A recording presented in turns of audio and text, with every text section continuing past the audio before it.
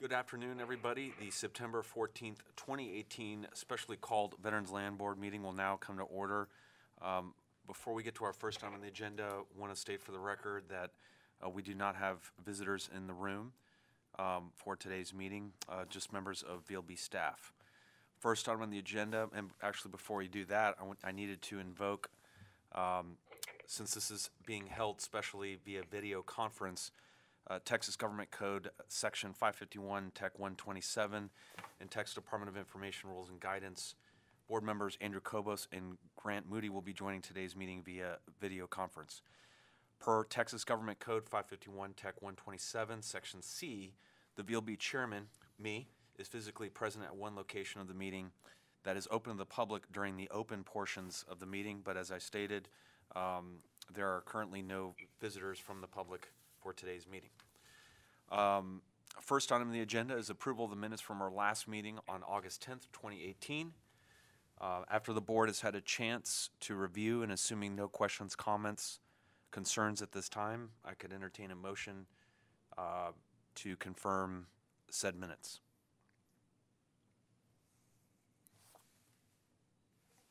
I move we approve the minutes. Then I'll second. Motion is made, seconded, and carries unanimously to approve the minutes. Next item on the agenda is number 2, consideration possible action on planning, designing, constructing, furnishing, equipping, and operating a new Texas State Veterans Home and other matters in connection therewith. Good afternoon, Mr. Chairman and members. For the record, John Berkeley, Deputy Director for the Texas State Veterans Home. Veteran Lands Board meeting agenda item number 2, consideration and possible action on planning, designing, constructing, furnishing, equipping, and operating a new Texas State Veterans Home and other matters in connection therewith. The purpose of this agenda item is to discuss the location, planning, and construction of a proposed 10th Texas State Veterans Home to provide skilled nursing care to the state's most underserved veterans population. The Veterans Land Board plans, funds, and develops new state veterans homes through cooperative relationship with the U.S. Department of Veterans Affairs. The VA provides up to 65% of the funding for construction of new state veterans homes through a construction grant program. The state provides the remainder of the cost. The VA has specific criteria that must be followed to receive approval and funding. These criteria include the number of underserved veteran population, land for the veterans home must be state-owned or donated, all utilities must be brought to the property at no cost to the home, street access must be provided at no cost, the home must meet state and VA construction guidelines.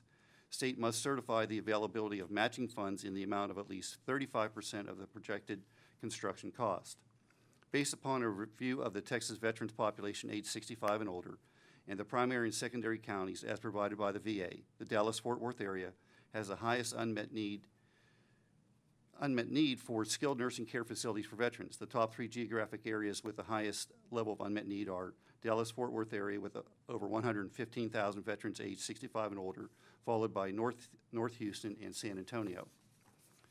In April of 2017, the VA changed its previous construction guidelines, allowing states to now follow only their individual state guidelines concerning the construction of a new state veterans home. This action by the VA is expected to greatly reduce the cost of constructing new state veterans homes by allowing a mixture of private and semi-private rooms. The proposed footprint for the new state veterans home is expected to have an area of approximately 115,000 square feet and provide space for 120 veterans, their spouses, and Gold Star parents, in a hybrid small house model currently recommended by the VA. The estimated cost of construction for the proposed new state veterans home is approximately $30 million. The Veterans Land Board will be responsible for funding approximately 10.5 of the total. By comparison, the model we used in the construction of the Houston Veterans Home resulted in a total cost of approximately $44 million, and the Veterans Land Board is expected to share is approximately $20 million.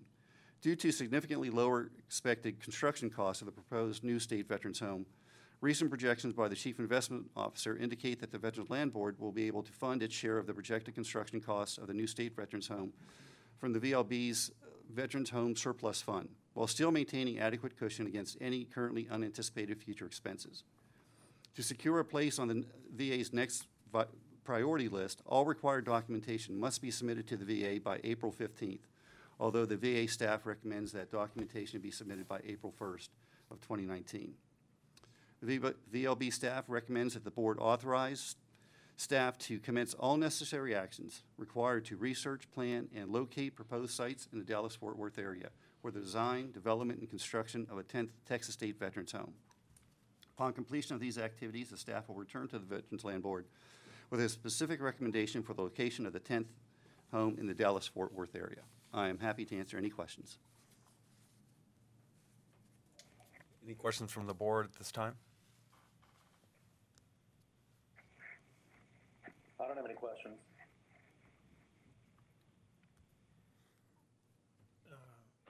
Grant's trying to say something, he can't, having some audio problems. Hey, Grant, can you restate?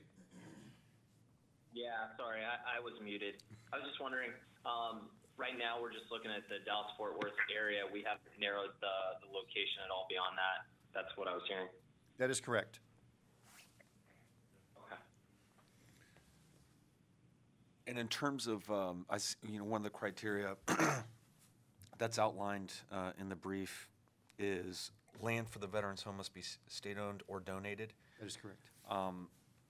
Can you explain maybe how we would source potential donations of land that would meet the unmet need, if that makes sense, within, say, the Dallas-Fort Worth area? Do we put out a solicitation? Do we?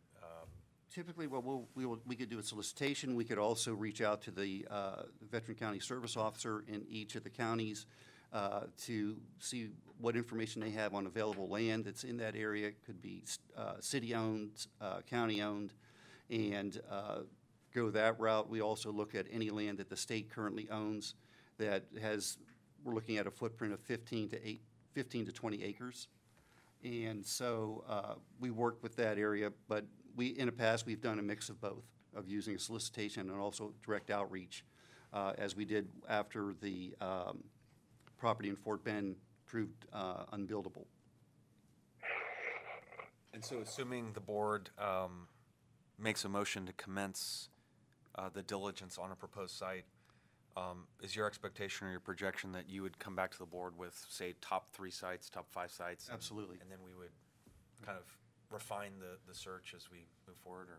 And we'll also evaluate those sites, make sure that they'll have their soil testing and constructability and run all those traps to make sure that we can proceed on time.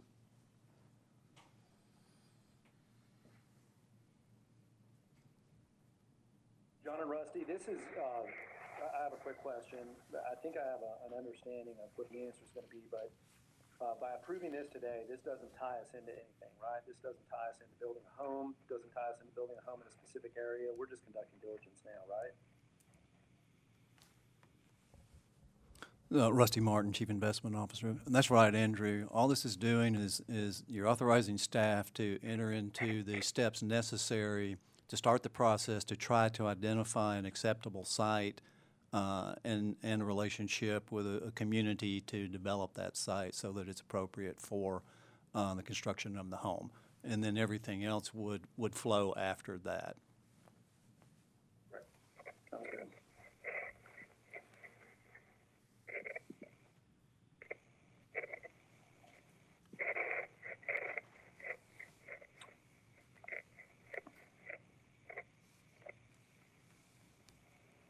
Just to the commissioner's point earlier, I think having at least 3 options come back to the table, I think that would provide us some options in ultimately selecting locations. So I would encourage that.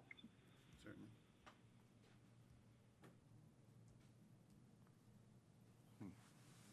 No further questions from me. If I could just address that point, I based on historically how these facilities have been received by the communities, I'm pretty sure that we will see quite a lot of interest in trying to attract the facility to these communities. So I think, certainly I can't guarantee we'll have 3, but I would be surprised if we don't have at least 3 communities in that area that are interested.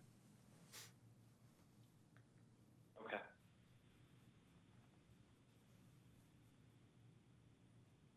Andrew, any other questions or Grant? None here. Well, assuming no further questions, I will, as chairman, move to authorize VLB staff to commence all actions necessary to research, plan, and locate a proposed site or sites in the Dallas-Fort Worth area for design, development, and construction of the 10th Texas State Veterans Home, and further instruct VLB staff to report their findings and recommendations back to the board at a future VLB meeting. Second. I think Andrew muted his. Andrew, did you mute your mic?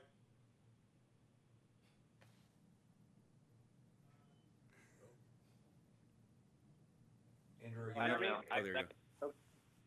Sorry. So for the record, a motion was made. I hear a second, and I believe Andrew gave the affirmative as well, which means the motion is made, seconded, and carries unanimously to approve item number 2. Appreciate the brief and the update and the opportunity to continue to serve our military veterans in the great state of Texas. With that, and there being no further business before the board, the meeting is hereby adjourned.